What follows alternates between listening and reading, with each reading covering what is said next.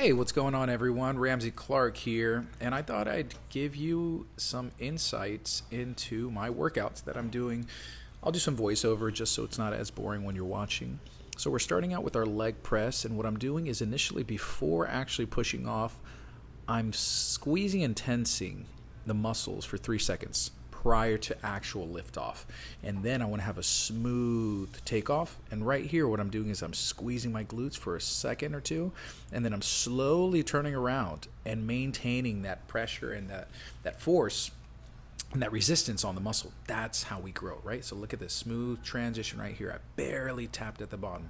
As soon as you tap the weight, that's when you turn around, but you want to turn around with grace like a ballerina. Yes, like a ballerina. That's the imagery I want you to have for this. Here we go. Squeezing the glutes at the very top. It's starting to burn right about now. We're about 45 seconds in. Okay. As you can see, my hands are by my side. My arms are not clenching. Okay. My arms are by my side and my hands are not clenching anything. Right? You see me breathing. I'm in a steady pattern. And right now it's really starting to burn. Okay. So now we're starting to get into the fight or flight mode, right? And this is the oh shit, I'm gonna die moments. Now we gotta fight that because it's not real. It's just lactic acid buildup, and that's what we want. We want all of that because that's where the good stuff's in there. That's where we get our, our muscle building properties and hormones. It's through the object. The only way to get past an object is to go through it, and you have to face it. The good news is it's only 10 to 12 minutes a week. You can do it. And you're not compromising your positions. This is me right here. I'm about, I think I'm about done. Am I? No, I'm still going. I can't hear it on my end. I can see the video, but I can't hear what's going on. So I think this is my last rep. But as the exercise progressively gets more difficult, it gets safer because you see how slow I'm going now? I'm not even going to be able to make this rep, I believe. Check it out. I'm trying to push. Did I make this one? Oh, wow. I was strong today. Okay. So I'm making improvements pretty quick. And you can tell, right? So if you get stronger, you're going to be building muscle and putting on muscle. And I have noticed that my muscles are getting more defined. This was the last one, I think. And this is where I'm just trying to hold as much as I can. Yeah, this was tough. It's burning now. You see my legs shaking right there, the muscles twitching. That's complete exhaustion. That's what we want, right? So that's a high stimulus, but for a brief moment, right? It was only a couple minutes. I can barely walk. So what we did there was that we fatigued each one of the muscle fibers, right? Till we got to the type 2, which fatigue very easily and take a long time to repair. Type 1, fatigue takes a long time to fatigue and they repair very quick. Those are the ones you use for walking and for stabilizing yourself and when you're jogging and things like that. And one thing to notice, friends, and one thing to think about and ponder is our definition of exercise and whether or not it is serving us or whether or not it is holding us back, progressing to the level where we want to be. Ask yourself this question. Am I where I want to be? And if you're not, what are you going to change? What needs to change? At least in your exercise. Think about it. You see how slow I'm going right here? The reason we're going so slow is that we're actually getting more bang for buck for the stimulus on the muscle. So the entire fitness industry is completely backwards, right? How do you sell 12 minutes a week to someone? How do you sell all the protein powders? How do you sell the collagen? How do you sell the weights? How do you sell the clothes to go to the gym? How do you sell the shoes?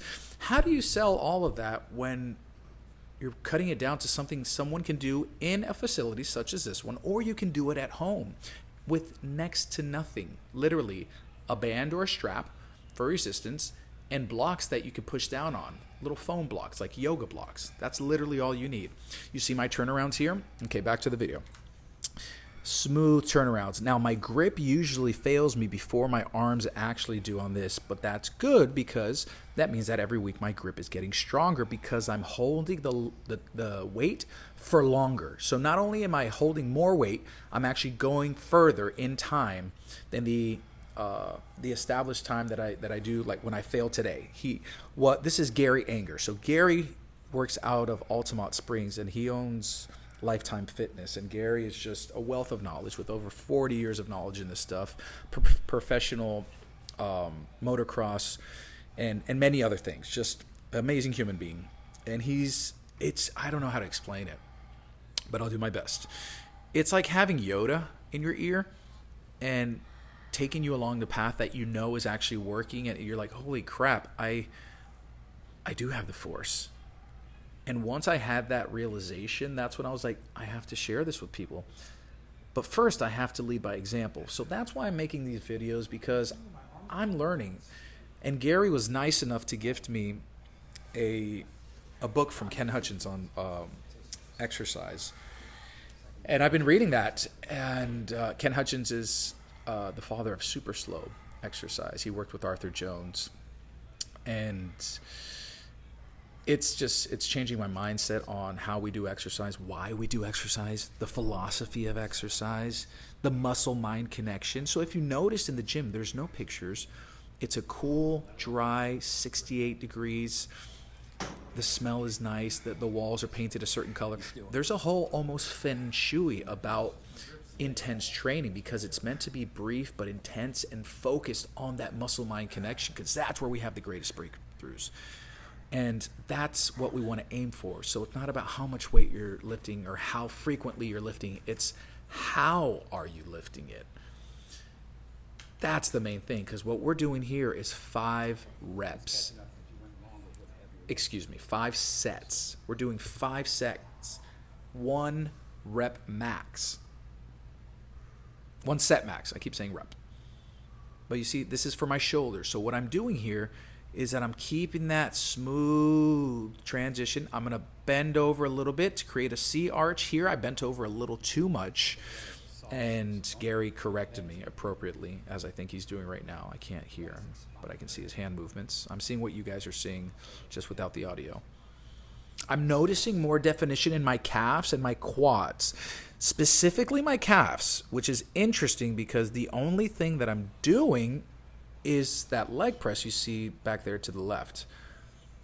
And that's working my whole musculature. So that's the difference. That's how high intensity training is so effective, is that it's systemically recruiting all of your muscle at the same time to grow together as a unison, as one body, as one machine, as opposed to spot training certain muscles that you're not getting the full intensity on, and that maybe you're working and tiring out your fast twitch fibers way before you're tiring out your type 1 fibers, which are the slow twitch, right? So if we break that pattern in that chain, we don't get the full stimulus, and we're like Swiss cheese muscles, where some of the fibers will work, but some of the others weren't.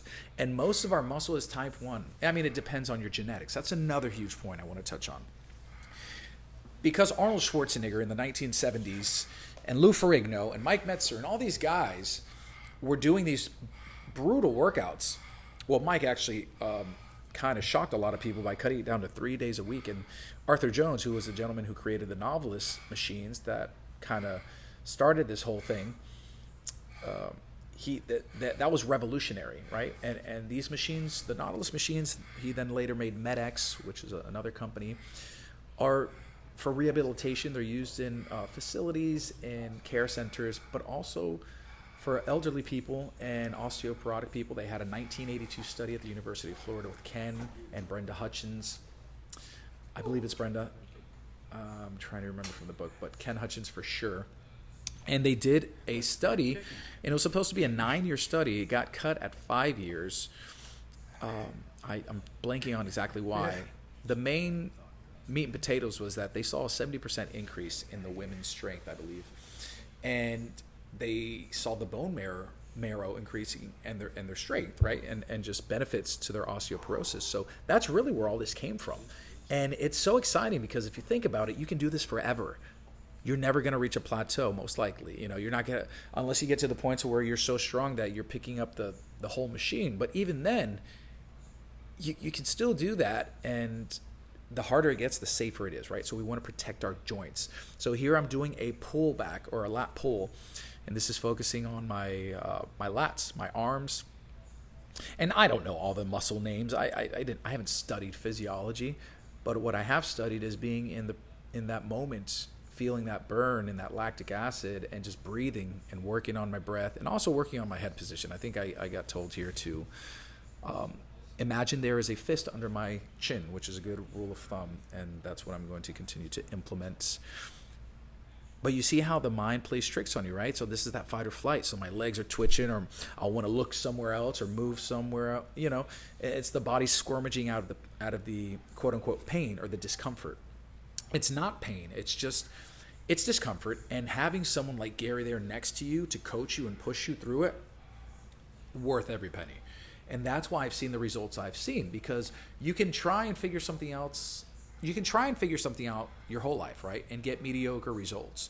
Or you can invest and do it through someone who's done it before you and got the results you want and save all that time. The only difference is one costs money, one doesn't. So there are ways and there are ways. I'm fortunate enough to be in the situation where I can work out personally with Gary.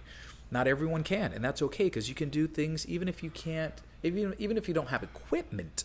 You can still do isometric training, such as taking both of your palms of your hands, interclapping them, and then just squeezing. Feel your chest muscles squeeze. Or clamp your hands together, right? Like you're putting your arms up and you're cheering for a victory that you just had, and try to pull them apart. And I want your hands in front of your belly button right now. Shoulder back, okay? Chest up. Hands clamped, interlaced on your lap. Pull them apart and feel your deltoids. You feel your shoulders. Hold that for about 7 seconds to 10 seconds and slowly and gradually increase the intensity. Keep breathing. And every time you're doing an exercise, always breathe, please.